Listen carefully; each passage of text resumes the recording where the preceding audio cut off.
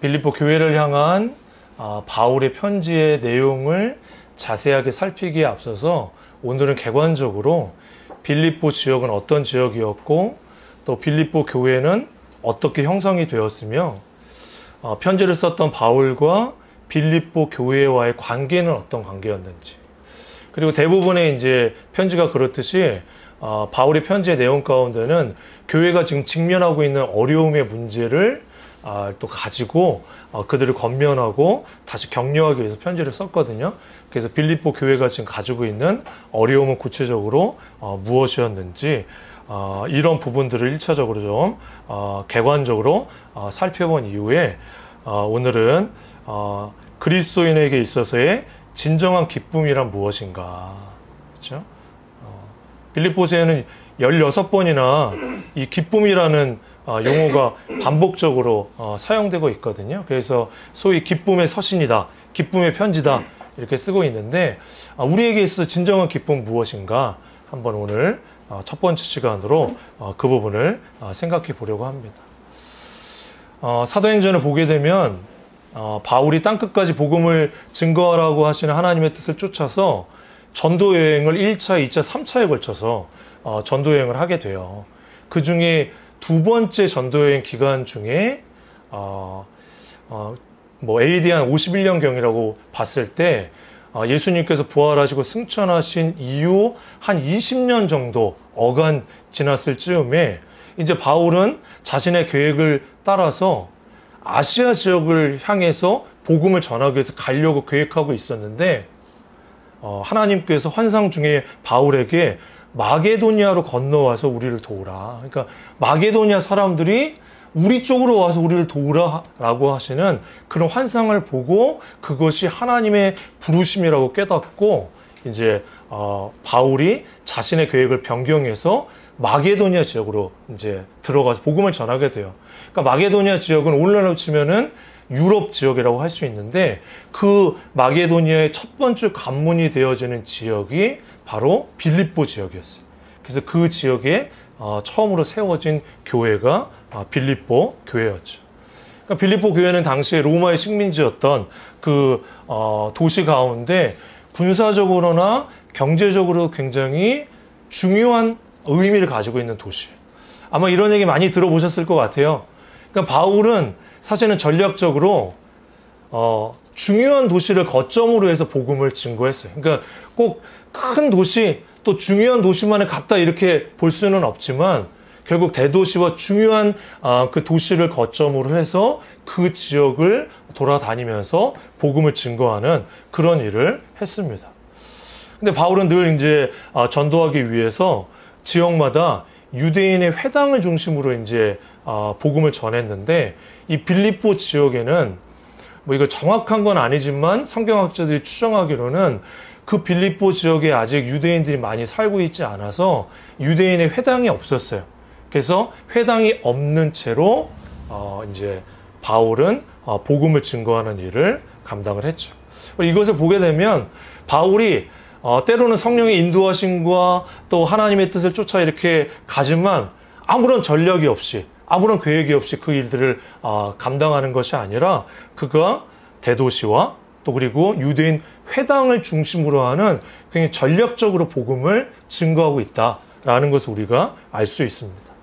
근데 이런 유대인이 없는 그런 빌립보 지역이라고 하는 배경 덕분에 또 사실은 바울이 또 자유롭게 복음을 증거할 수 있는 환경이 됐어요. 왜냐하면 바울이 이제 그 지역에 가서 복음을 전할 때마다 유대인들이 늘 방해를 했어요.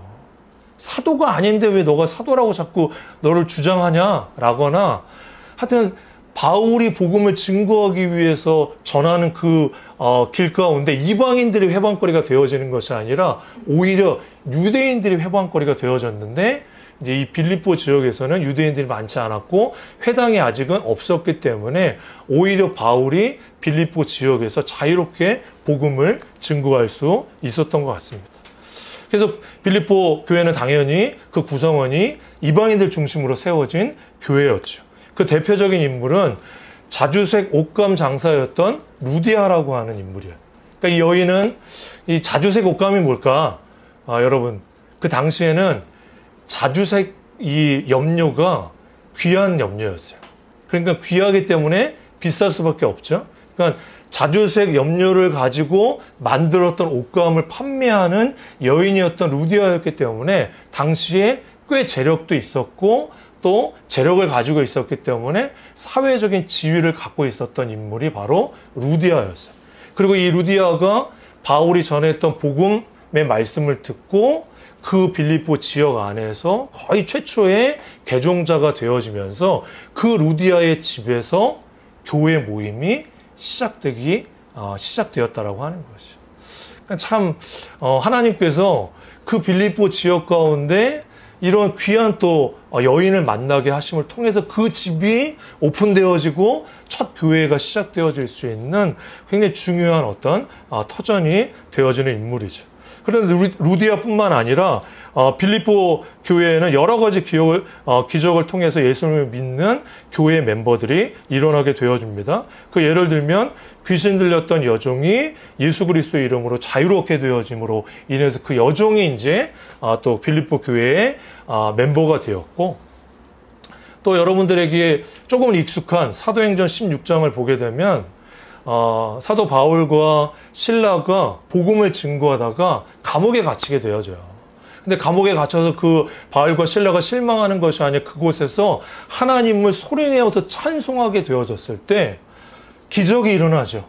땅이 진동하면서 마치 지진이 일어난 것처럼 땅이 진동을 하게 되어지면서 옥문이, 그 굳게 닫혀 있었던 옥문이 열리게 되어지면서 그 감옥에 갇혀 있었던 많은 죄수들이 풀려나서 도망을 가는 그런 상황에 놓이게 되어졌을 때 그 감옥을 관리하는 관리소장이라고, 교도소장이라고 할 수 있는 그 사람이, 이거는 뭐 완전히 로마 정부로부터 내가 권력을 위임받아서 감옥을 그 죄수들을 잘 묶어놔야 되는데 다 도망가는 상황이니까 이제 나는 죽을 목숨이다 하면서 스스로 자결을 하려고 하는 그런 상황 가운데 바울과 실라가 우리가 도망가지 않고 여기 있다 라고 이야기하면서 그에게 나타나게 되어졌을 때 그 간수장이 내가 어떻게 구원을 얻을 수 있겠냐라고 하면 그 죽음의 그 문턱 앞에 서게 되어졌을 때 비로소 간수장이 구원에 대한 문제를 고민하게 되어지고 내가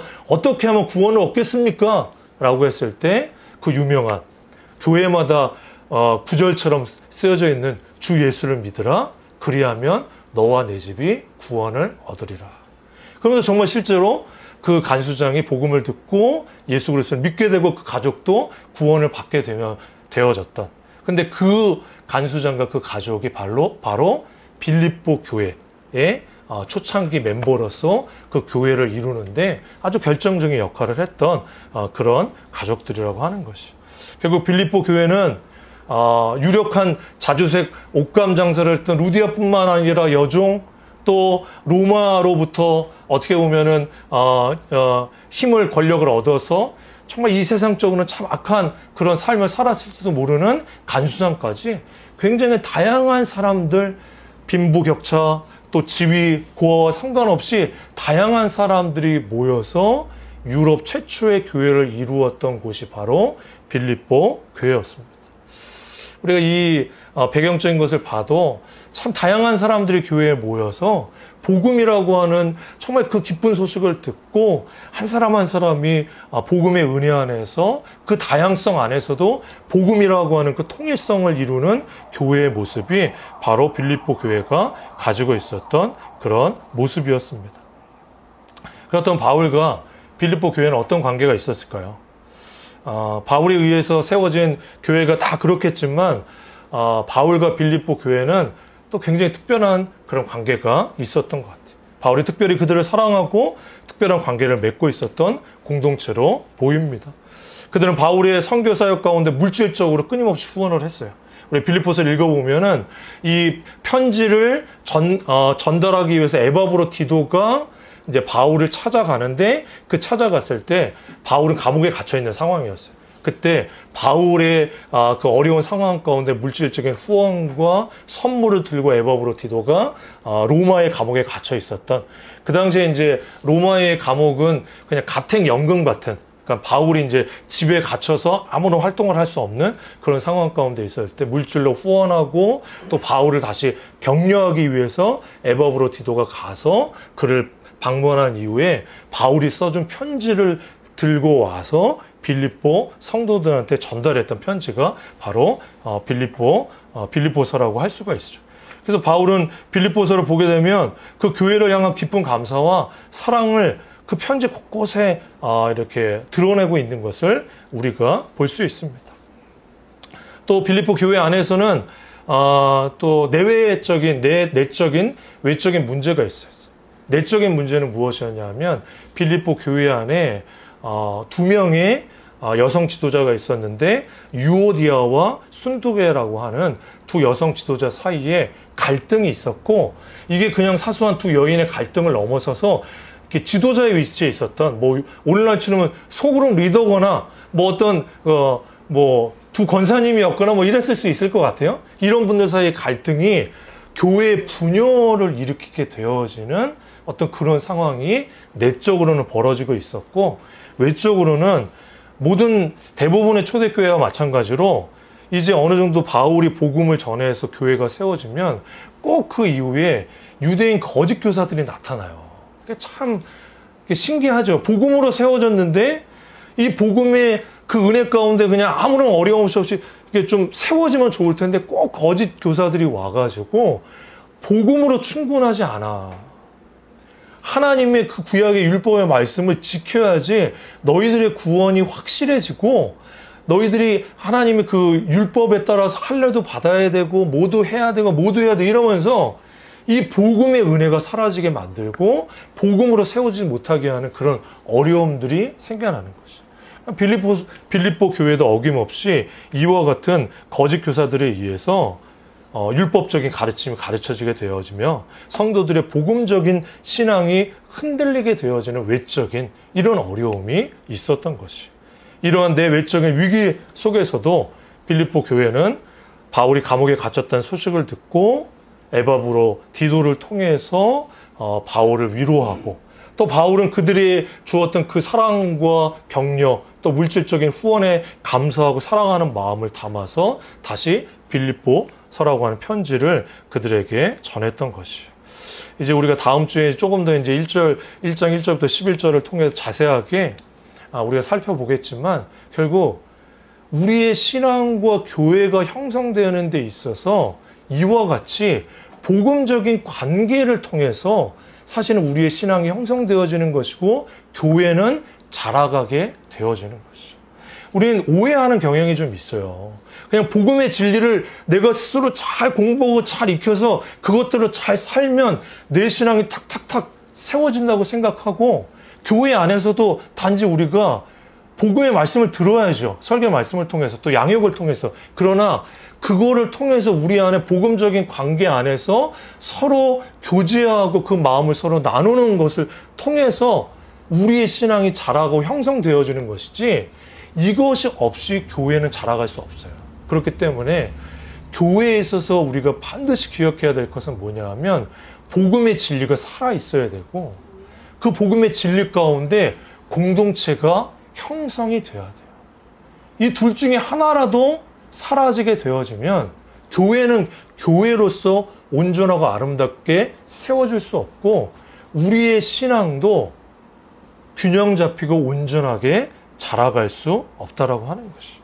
그런 면에서 바울과 빌립보 교회와의 이런 관계성을 통해서 얼마나 이들 안에서 복음의 진리가 살아있고 복음의 진리 안에서 아름다운 교회 공동체가 세워져 가고 형성되어져 가고 있는지를 우리는 발견할 수 있습니다. 그러나 아까 얘기했던 것처럼 그렇다고 해서 문제가 없는 것은 아니에요. 내적인 문제도 있고 외적인 위기의 어려움도 있어요. 그러니까 여러분, 우리 이제 살아가는 교회도 이제 교회가 이제 조금씩 형성해 가면서 또 우리의 신앙도 자라가게 될 것이에요. 그리고 바울이 했던 것처럼 여러 가지 전략과 또 때로는 어떤 또 하나님의 은혜 가운데 귀한 사람을 만나가야 돼요. 그런데 정말 우리 교회가 온전하고 아름답게 세워져 가기 위해서 우리는 이 두 가지를 잊어버리면 안 돼요. 끊임없이 복음의 진리가 우리 교회 안에 선포되어지고 가르쳐져야 되고, 그리고 그 복음의 진리를 우리가 알고 있고 깨닫는 것에 머물러 있는 것이 아니라 그 안에서 서로 공동체를 이루고 서로 함께하는 것. 그 가운데 외적인 또 내적인 어려움도 있을 수밖에 없다.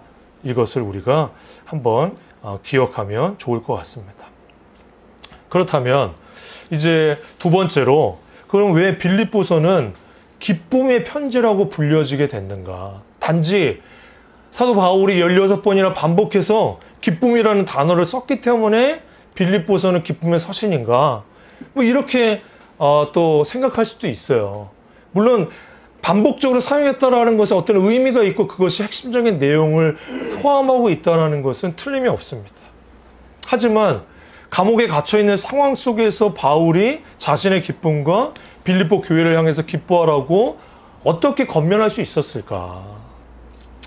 우리는 흔히 이렇게 오해할 수 있어요. 바울은 우리와 조금 다른 경지의 신앙적인 수준을 가지고 있었기 때문에 외적인 상황과는 별개로 그는 늘 기뻐하고 즐거워했을 것이다. 이거는 성경을 오해하고 있는 것이죠. 바울은 결코 그렇지 않아요.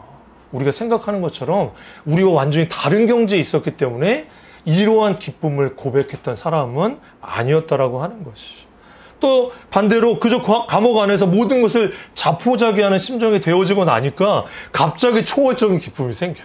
우리가 좀 그럴 때가 가끔 있잖아요. 모든 걸 다 잃어버리고 완전히 제로 베이스가 되어지면 그냥 모든 것을 다 내려놓으니까 그냥 허탈해지고 뭐 그냥 초월적인 마음이 막 이런 기쁨이라고 우리가 오해할 수 있는데 사실은 또 그런 것도 아니라고 하는 것이죠. 기쁨을 우리는 외적인 조건, 내가 바라는 어떠한 것들이 충족되어질 때 얻어지는 내적인 감정, 또 그것으로 인해서 드러나는 다양한 반응 또는 변화 정도라고 생각한다라면 빌립보서는 결코 기쁨의 편지라고 불리워질 수가 없어요. 외적인 조건은 하나도 달라진 것이 없었고 또 여전히 어려움, 감옥이라고 하는 그런 상황 가운데 있었고 또 빌립보 교회도 내 외적인 어려움이 계속 있었던 교회였기 때문에 기쁨의 서신이다 편지라고 불리워질 수 없다라고 하는 것이죠. 하지만 바울의 이 기쁨이 복음과 관련되어진 것이라면 빌립보서는 충분히 기쁨의 편지, 기쁨을 위한 서신이라고 불릴 만한 서신입니다. 왜냐하면 바울에게 복음은 하나님께서 사랑을 받을 아무런 자격이 없는 자신을 불러내 주셔서 자신의 어떤 행위와 공로와 상관없이 정말 예수 그리스도도 그렇게 그리스도께서 행하신 일을 통해서 구원하셨다라고 하는 바울을 비롯하여 우리 모두에게 큰 기쁨의 소식으로 이 복음의 기쁨이 그 바울에게 있었어요. 그러니까 그 기쁨이 있었기 때문에 바울은 지금 감옥에 있지만 우리가 이제 다음 주나 다다음 주 계속 살펴보게 되면 오히려 바울이 복음을 전하다가 감옥에 갇혀 있는데 또 바울을 시기하는 무리들이 막 복음을 또 증거하는 일이 막 나타나요. 근데 바울은 내가 비록 감옥에 갇혀 있고 나를 시기하고 나를 미워하는 그 동기를 가지고 복음을 전할지라도 지금 복음이 증거된 것으로 인해서 나는 기뻐하노라.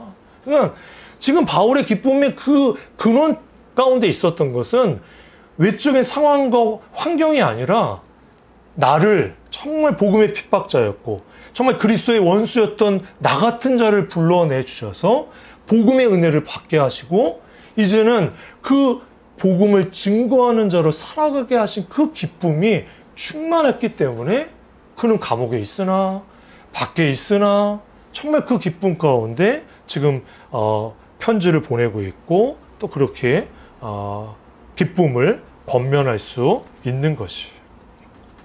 바울이 말하는 기쁨은 세상이 주는 기쁨과는 근본적으로 다른 것입니다.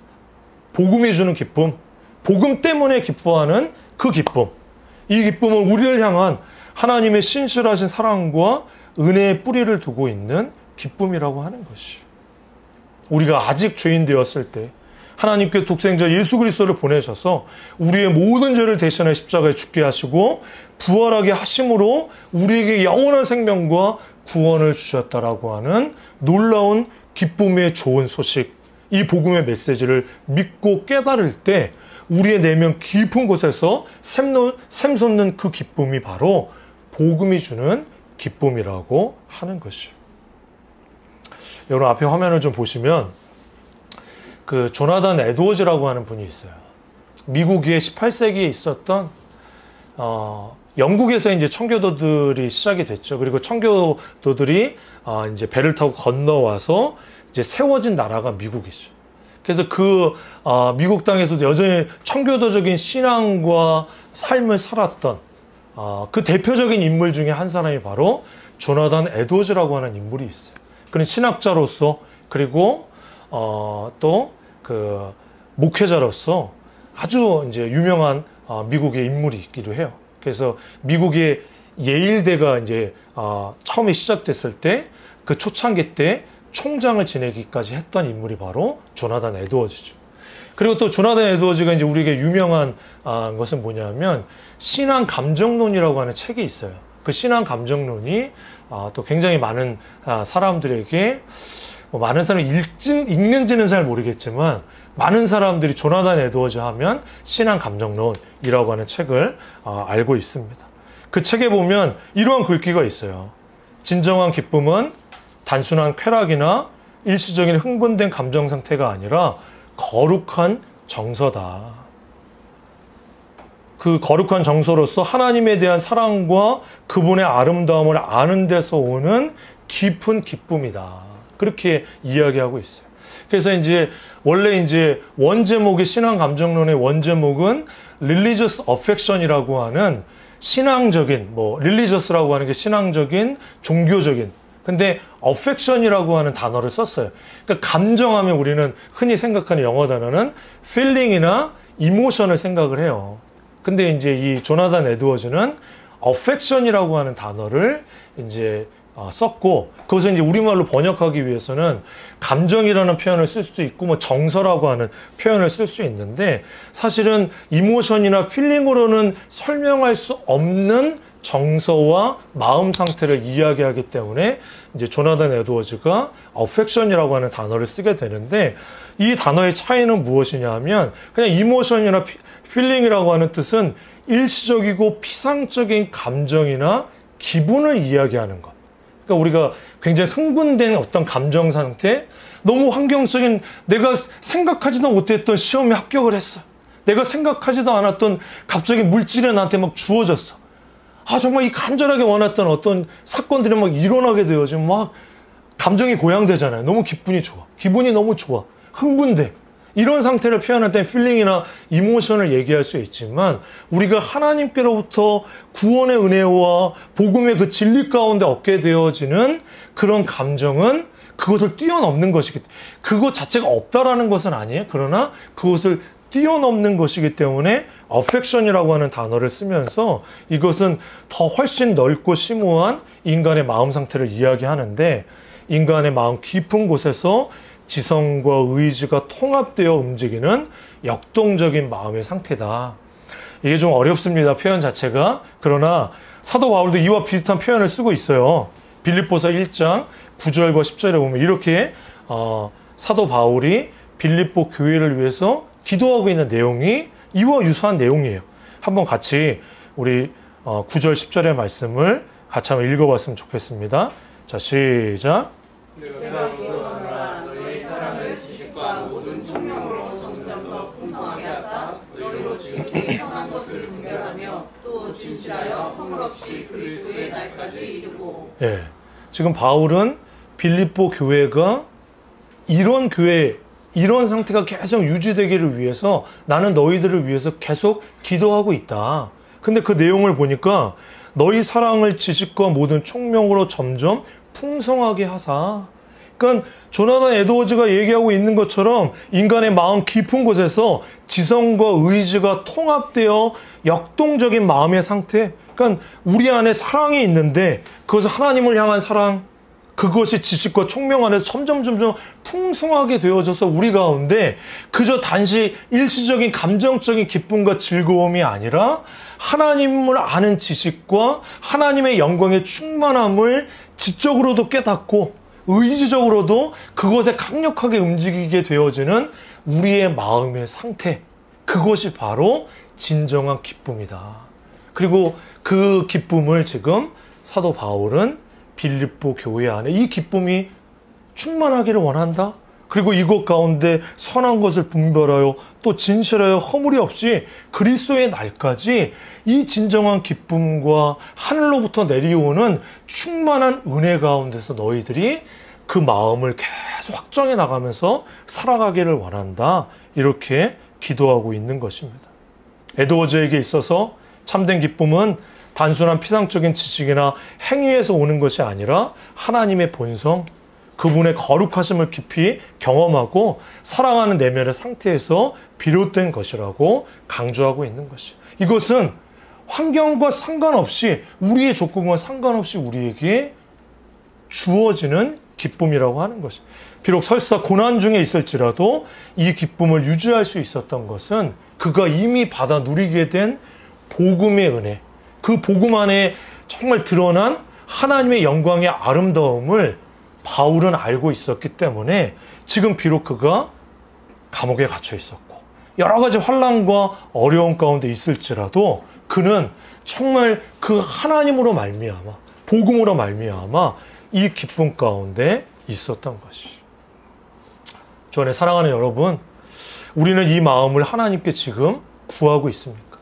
그저 외적인 조건이 좀 나아지기를, 우리의 환경이 이렇게 바뀌어지기를, 내 마음 상태가 좀 기쁘고 즐겁기를 원하는 그것이 아니라 정말 그 진정한 기쁨과 참된 즐거움에 참여하기 위해서 이 복음의 진리를 더 알아가기를 원하고 그 지식과 총명이 하나 되어짐으로 말미암아 이제는 이 복음의 진리대로 살아가려고 하는 열망이 우리 가운데 충만하기를 지금 구하고 있습니까? 그저 세상이 주는 조건적인 기쁨과 즐거움이 아닌 복음 때문에, 복음의 빛 가운데 드러난 그 영광의 충만한 가운데 기쁨을 우리는 누리고 있는지 우리 스스로 한번 생각해 보셨으면 좋겠습니다. 그렇다면 복음이 주는 진정한 기쁨, 그것을 저는 이 빌립보서의 주제와 좀 연결을 해서 한 두 가지 정도로 간략하게 한번 생각해 보려고 해요. 이제 진정한 기쁨은 복음이 주는 것인데, 그렇다면 복음이 주는 진정한 기쁨의 구체적인 내용은 뭐냐? 이것은 이제 빌립보서 전체 핵심적인 메시지와 연관되어져 있어요. 빌립보서 전체의 핵심적인 메시지는 뭐냐 하면 복음 안에서 이미 받은 구원에 대해서, 그리고 이루어가는 구원에 대해서 설명하고 있는 책이 바로 빌립보서예요. 복음 안에서 이미 받은 구원, 그리고 이루어가는 구원, 쉽지는 않지만 다시 설명한다면 받은 구원은 칭의라고 할 수 있어요. 우리를 의롭다 여겨주시는 칭의의 구원이라고 할 수 있고, 이루어가는 구원은 성화라고 이야기할 수 있어요. 그러니까 결국 이 빌립보서 안에는 칭의와 성화가 마치 시줄과 날줄처럼 잘 직조되어져서 복음이라고 하는 영광스러운 하나님의 구원의 일을 설명하고 있는 편지가 바로 빌립보서라고 하는 것이. 그러니까 여러분들이 이제 제가 다음 주에는 이제 선교사님이 오시고 그 다음 주부터 빌립보서 구체적인 내용을 들어갈 때 늘 마음속에 이 받은 구원과 이루어가는 구원이라고 하는 이 칭의와 성화가 어떻게 이 편지 안에서 정말 정교하게 잘 설명되어지고 있는지를 염두에 두면서 말씀을 계속해서 들으시면 너무 좋을 것 같습니다. 그렇다면 오늘은 개략적으로 그럼 받은 구원의 기쁨이라고 하는 것이 뭐냐? 받은 구원의 기쁨이 있는 것이죠. 바울에게 있어 참된 기쁨은 이미 복음 안에서 받은 구원의 기쁨에서 비롯된 것이었어요. 우리 모두는 본질상 하나님의 진노 안에 있었던 존재. 우리는 이 존재였다는 것을 잊어버리면 안 돼요. 그러니까 우리는 복음을 듣기 전까지 내가 하나님의 진노 아래 있었다라고 하는 것을 완전히 망각한 채, 그러니까 그게 죄로 가득 채워져서 우리가 하나님의 지금 진노 아래 있다라고 하는 것을 잃어버린 채 살아가고 있다가 복음의 진리를 듣게 되어졌을 때 마치 기억상증에 걸렸다가 깨어난 사람처럼 내가 하나님의 진노 아래 있었다라고 하는 것을 먼저 깨닫게 되어져요. 복음의 그 기쁨과 즐거움을 알기 전에.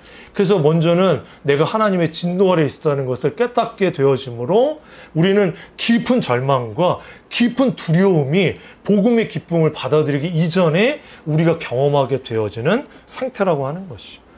그 죄의 결과가 무엇이죠? 하나님과의 관계를 단절시키고 영원한 죽음을 향해 나아가고 있는, 마치 망망대해에 표류하고 있는 배와 같은 그런 우리의 인생 가운데 예수 그리스도께서 찾아오신 것이, 그리고 예수님께 십자가에 죽으심으로 죽으시고 그가 이루신 일을 통해서 하나님께서 우리를 향해서 죄 없다, 의롭다, 그 불러주시는 그 부르심에 우리는 기쁨으로 그 죄 없다, 의롭다 여겨주시는 은혜를 받게 되어지는 것이 가장 처음 우리가 맛보게 되어지는 받은 구원의 기쁨이라고 하는 것이죠. 이걸 조금 어렵게 얘기하면 칭의의 복음이 선포되어졌을 때 비로소 우리는 자유케 되어지고 그 무한하신 하나님의 사랑 때문에 우리는 기뻐하고 즐거워하게 되어지는 것이죠. 로마서에서 이 말씀, 로마서 4장 4절부터 8절, 여러분들 이 말씀 저도 개인적으로 참 좋아하는 말씀이고 여러분들이 이 말씀을 잘 묵상해 보셨으면 좋겠는데 제가 읽어드릴게요.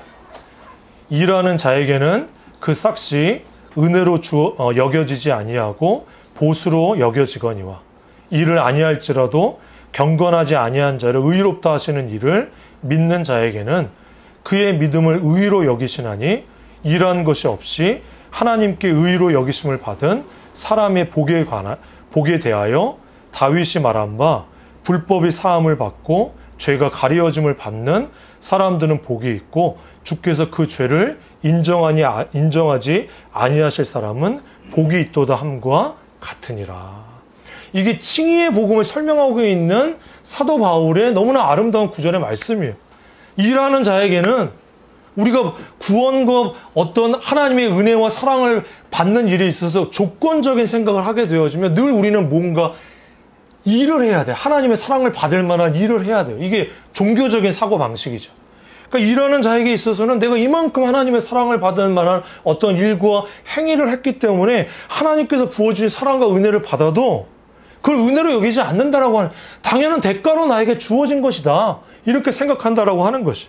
그러나 일을 아니할지라도 우리는 하나님께서 우리에게 베푸신 그 구원에 있어서 아무것도 한 것이 없고 오히려 경건하지 아니한, 의롭다라고 여겨질 만한 아무것도 없는데 우리는 믿음으로 그의 믿음을 의로 여기셔서 이러한 것이 없이 하나님께서 의로 여기심을 받은 사람의 복이 있다, 기쁨이 있다, 즐거움이 있다. 근데 다윗이 이미 얘기했어요. 구약 성경에서 어떤 자가 복이 있느냐? 불법이 사함을 받고, 그렇죠? 죄를 지었는데 용서함을 받고, 죄가 있는데 가리움을 받는 사람들은 복이 있고 주께서 그 죄를 인정하지 아니하실 사람은 복이 있다. 우리가 받은 복이 이 복이에요, 여러분. 우리는 이 복보다 더 크고 더 놀라운 것은 없어요. 근데 이 복은 그냥 처음 예수님 믿을 때 잠시 감격하고, 이 복됨은 어디 저기 서랍 구석 어딘가에 그냥 쳐박아 놓고, 이제 하나님 이 복은 받았으니까 또 다른 정말 더 좋은 복을 막 맨날 그 복만 우리는 받기를 원해요. 그러나 오늘 사도 바울은 다시금 우리에게 읽어주는 것은 우리에게 진정한 기쁨과 즐거움은 바로 이 복이다. 이러한 것은 아무것도 없고 의롭다고 여겨질 만한 아무런 행위를 한 것이 없는데 예수 그리스도께서 우리의 의가 되어주심으로 말미암아 우리가 의롭다 여겨지고 의로운 자가 된 것이 바로 가장 큰 기쁨이고 가장 큰 받은 구원의 기쁨이라고 얘기하고 있는 것입니다. 우리가 정말 이 기쁨을 회복해야 돼요. 그리고 주일마다 우리가 다시 이 구원의 기쁨으로 새로워지는 시간을 소망해야 돼요. 그렇죠? 우리가 때로는 참 인간이기 때문에 오늘 나에게 주어진 물질과 내 삶의 환경과 조건 때문에 낙심하고 절망하지만, 우리가 새로운 한 주를 시작하면서 주일날 모여서 예배하는 목적이 어디에 있겠습니까? 이미 우리가 받은 이 구원의 기쁨과 즐거움이 무엇인지를 말씀을 통해서 다시 한번 그 기쁨을 회복하고 그 즐거움 가운데 이번 한 주간을 또 믿음으로 살아가는 그 출발점이 바로 오늘 우리가 드려지는 이 예배가 되어야 될 것이. 그저 우리가 예배 가운데 또 뭘 해야 됩니다. 뭘 하지 않으면 안 됩니다. 이런 말씀을 듣기 위해 모이는 시간이 결코 아니라고 하는 것이. 그렇다면 두 번째, 우리가 또 누려야 될 기쁨은 무엇이냐 하면 이루어가는 구원의 기쁨이라고 하는 것이. 칭의의 복음이 우리가 죄로부터 구원받았다라고 하는 선언이며 우리의 영적인 상태의 변화, 신분적인 변화를 가져왔다면 이제 이루어가는 구원이라고 하는 것은 무엇이냐 하면 우리의 삶의 구체적인 변화, 구원의 열매를 맺어가는 점진적인 성화의 여정을 살아가야 되고 그 성화의 여정 가운데 고난과 고통도 있지만 그 안에 또 다른 기쁨이 있는 것이에요. 그러니까 우리는 이 과정 가운데 죄된 본성과의 싸움이 있고 죄로 가득한 이 세상의 가치와 문화와의 싸움, 그로 인한 고난과 시험을 피할 수 없어요. 세상은 여전히 우리를 유혹하고 있죠. 그리고 우리 안에 있는 옛 자아는 끊임없이 이 세상을 포기하지 말라고 우리를 유혹하고 있고 우리에게 정말 귓속말을 건네고 있는 그런 상황 가운데 있는 것이. 이 같은 영적인 싸움의 과정 가운데 우리는 쉽게 낙심하거나 우리는 좌절할 수밖에 없을 때가 있습니다. 그러나 우리는 그때 이미 승리하신 그리스도, 그를 믿는 믿음 안에서 다시 기뻐하고 즐거워할 수 있는 것이. 비록 지금 고난 중에 있을지라도 우리의 구원은 하나님 안에서 이미 완성된 구원이에요. 그러나 또 그분 안에서 이루어 가야 되는 구원이다. 이게 이제 사실 구원의 신비죠. 이미 완성됐으면 끝난 거 아니야? 그냥 천국 가면 되는 거 아니야? 근데 이미 완성된 구원이지만 또 이루어 가야 되는 구원이 우리의 삶 속에 있다라고 하는 것이. 이것을 가장 아름답게 표현하고 있는 말씀이 빌립보서 1장 6절의 말씀이에요. 우리 한번 영빈이하고 아인이가 빌립보서 1장 6절, 이거 우리 영빈이하고 아인이가 암송하면 너무 좋겠다 싶은 그런 말씀이에요. 같이 한번 읽어봤으면 좋겠습니다. 우리 둘만 같이 읽겠습니다. 시작.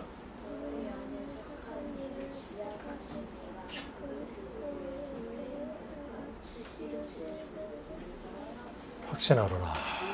그래, 우리 아인이가 눈이 많이 안 좋아졌네. 네. 그렇죠? 자, 그래요. 너희 안에 착한 일을 시작하신 이가, 그렇죠? 우리 안에 이미 복음의 그 은혜 가운데 구원의 일을 시작하셨을 뿐만 아니라 이미 보장된, 완성된 구원이 시작이 되었어요. 그런데 그 구원이 그리스도 예수의 날까지 이루실 줄을 우리가 이루어가는 게 아니죠. 물론 우리가 그 일에 참여해야 돼요. 그러니까 다음 주에 조금 더 구체적으로 말씀드리겠지만 참여해야 되지만 그 주체는 복음의 진리, 또 성령의 은혜 가운데 하나님께서 하시는 일이라고 하는 것이.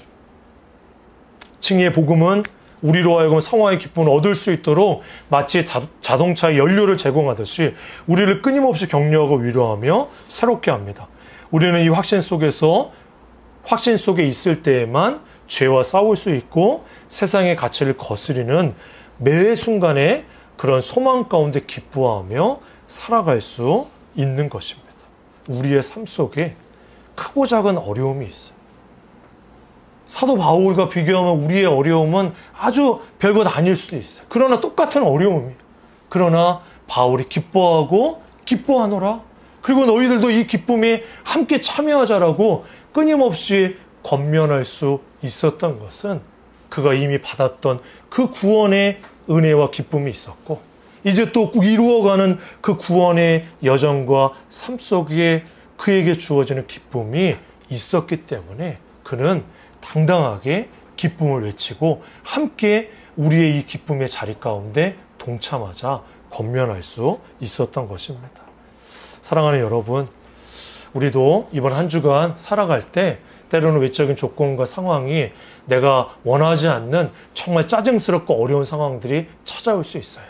그러나 그때 우리는 다시 한번 우리가 받은 이미 얻은 구원의 기쁨을 정말 바라보셨으면 좋겠고, 또 우리를 정말 더 연단하고 또 온전케 하시기 위해서 하나님께서 그런 장애물과 어려움을 주시나 보다 하면서 기쁨으로 그 어려움과 고난을 정말 마주할 수 있는 저 여러분이 다 되시기를 주의 이름으로 부탁을 드립니다.